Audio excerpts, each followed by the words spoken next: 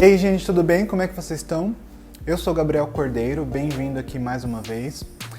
No vídeo de hoje a gente vai falar sobre o Karadiche, que na verdade nada mais é do que o leão. O leão é um animal que ele, por todas as culturas que já presenciavam ele, era venerado, porque ele já tinha essa capacidade, devido à sua força, de dominar a cadeia alimentar. Ele é o rei da selva, a gente sabe disso, não preciso nem explicar muito sobre isso, né? Então, justamente por ter essa presença tão marcante, ele acabou que começou a ter vários admiradores e começaram a falar sobre ele, contar histórias, e as histórias começaram a se espalhar. Cada um contando do seu jeito, da sua forma, tentando descrever a aparência dele e tudo mais. E aí, dessa forma, uma pessoa contando para outra, as informações foram se espalhando cada vez mais longe, chegando em vários países, em vários lugares. Então, quando essas histórias chegaram lá na Índia, com os budistas, os monges, eles se impressionaram muito com o fato de uma criatura dessas existir. E logo eles imaginaram, bom, se existe uma criatura tão forte, né, com uma presença tão impactante que domine a área onde ela está, essa provavelmente é uma criatura que foi criada para representar uma força maior, porque ela era muito incrível. Então, assim que eles começaram a produzir imagens, produzir desenho a partir das histórias que eles escutavam, a gente já começa a ver algumas imagens e representações desse leão ao lado de Buda, com Buda montando ele, e aí eles começam a criar essa ideia de que seria o animal protetor de Buda, por ele ser tão forte, por ele ter uma presença tão marcante.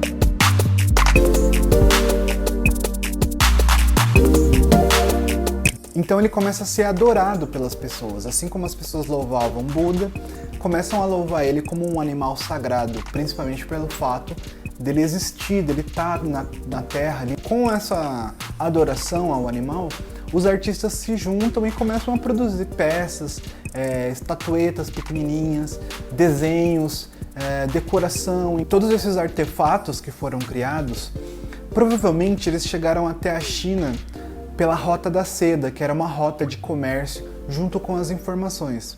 Mas, como eu já tinha dito, as histórias já tinham chegado até a China, então eles já tinham desenvolvido um imaginário a respeito do animal, então já existia umas características atribuídas a ele. Então quando chegam as pinturas, chegam as estatuetas, as coisinhas, eles assimilam uma coisa com a outra, então chega até ele com toda essa ideologia budista junto do animal.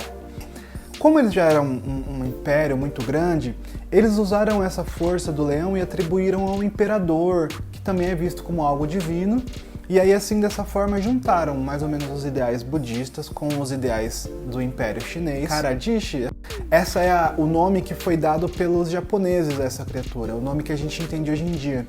Mas existem outros nomes também, a gente pode de repente ver só como Xixi, Full Lion, como Full Dog, eu já vi também Lion Dog apenas, Guardian Dog, tem vários nomes. Então com toda essa áurea de algo protetor, guardião, que está relacionado com Buda, eles decidiram produzir estátuas grandes e colocar tanto em templos budistas, em santuários, em instalações imperiais, para que pudesse representar que aquele lugar está sendo protegido por algo divino.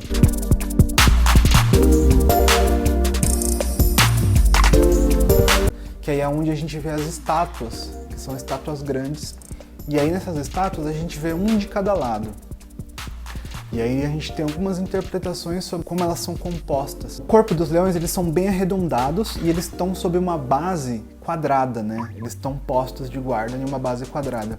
Essa parte mais arredondada seria para representar o universo, essas formas mais arredondadas, como um círculo, né, que não tem fim, o infinito do universo. E a base quadrada é para representar o planeta Terra, que antigamente era visto como quadrado, né? Então esses dois leões, um tá com a boca fechada, um tá com a boca aberta, um deles tá com um pé sobre uma bola e o outro sobre um filhote.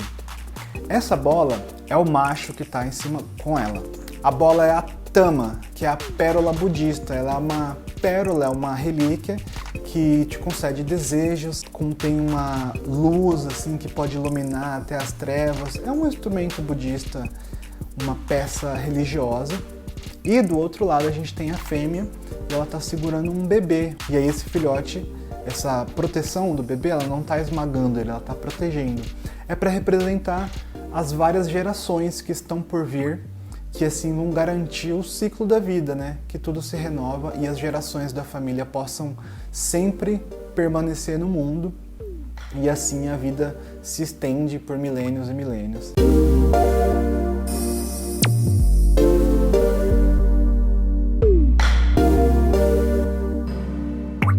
Essa questão da boca deles, que uma está aberta e uma está fechada, também tem uma interpretação. Tem a ver com o alfabeto sânscrito, onde ele começa com o som A e termina com o som E no alfabeto japonês também é assim. Vocês podem ver no hiragana, que começa com A e termina com E isso tem uma relação de início e fim, como na vida, que quando a gente nasce, a gente chora, então a gente abre a boca e chora e faz o E quando a gente morre com a boca fechada. Então tem essa representação como se fosse o alfa e o ômega, essa relação de vida e morte.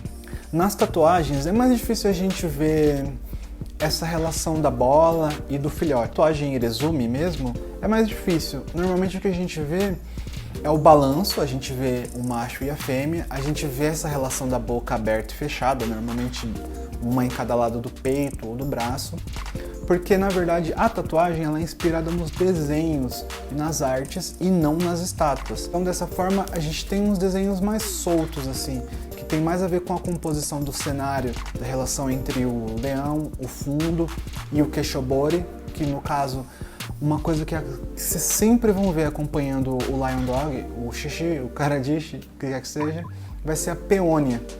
A peônia, ela quase sempre vai estar junto com ele. Ela é o principal adorno para ele.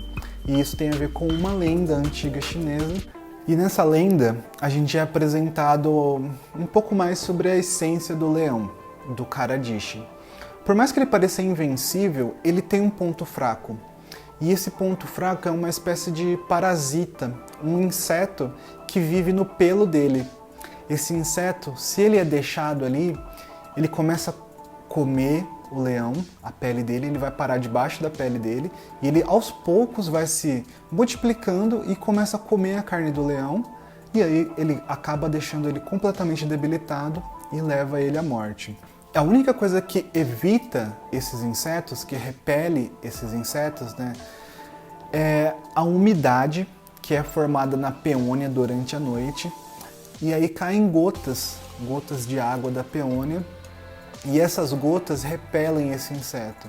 Então os Karadishis mais inteligentes, mais espertos, eles dormem embaixo de peônias, porque aí essas gotas caem diretamente na pele deles, assim eles expulsam essa espécie de carrapato que poderia facilmente acabar com a vida dele e ele não ia ter o que fazer.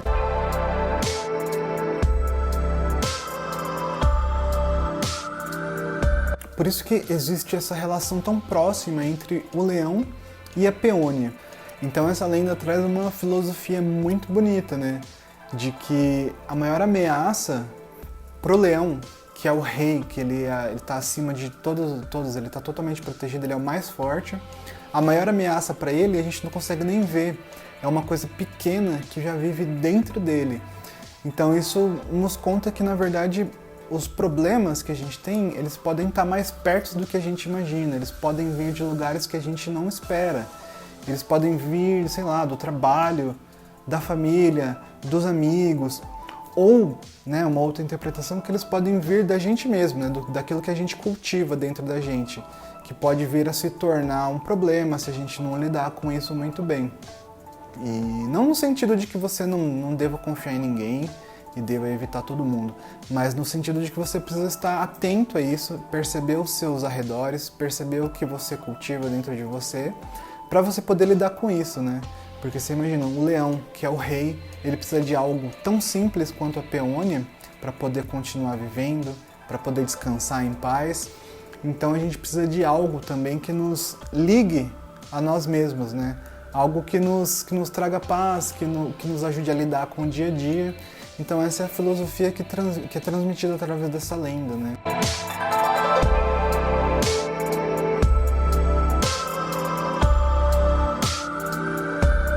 Bom, muito obrigado, gente. Eu queria só contar um pouquinho sobre o Karadish. Então, é isso. Muito obrigado. Espero que vocês tenham gostado. Se você gostou da história, se você aprendeu alguma coisa, deixa um like aí. Compartilha com alguém que goste também desse tipo de conteúdo. Como sempre eu falo, se você quiser ficar mais por dentro de tudo, me segue no Instagram. Acompanhe meu site também na área de blog para vocês lerem. Vocês podem ler com calma tudo isso que eu falei aqui, tem mais informações lá e tudo mais. Ao longo desse vídeo também, eu deixei rolando umas imagens dessa pintura que eu fiz, de um Karadish, e aí eu vou colocar o resultado aí para vocês agora.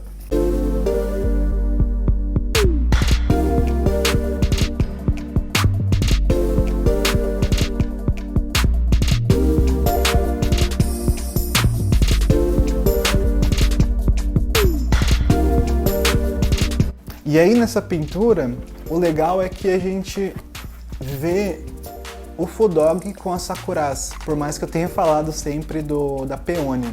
Mas a Sakuras também é legal de usar, porque como eles também estão muito presentes em templos, né, templos budistas, templos de adoração a Kamis, os templos também estão sempre rodeados por árvores de sakura, árvores de cerejeira. Então você tem uma relação física, né? Porque lá tem as estátuas e também tem as sakuras. Então ele também sempre está cercado de sakuras. Então nessa pintura eu decidi usar elas.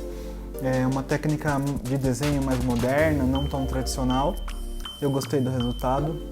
Espero que vocês tenham gostado também. Mas é isso então, gente. Muito obrigado. A gente se vê no próximo vídeo e tchau, tchau.